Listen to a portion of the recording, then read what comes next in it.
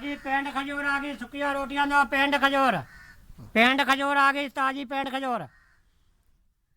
cycle भी किसी लैके दिता 700 500 की लाना 200 300 दिहाड़ी बनती गरीब बंदा बच्चे ने निक्के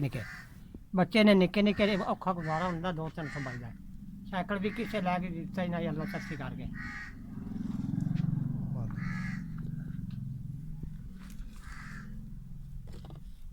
खजूर लगे आया ताजी पेंड खजूर गरीब बंदे यार खज्जी बेचते 500 के लाने 200 300 दिहाड़ी बनती ओह्दे चो निक्के निक्के बच्चे ने 4 5 गुजारा बड़ा औखा होंदा ते गरीब बंदे 500 के लाने 200 300 बचदा गुजारा औखा होंदा इन्हें बच्चे निक्के ने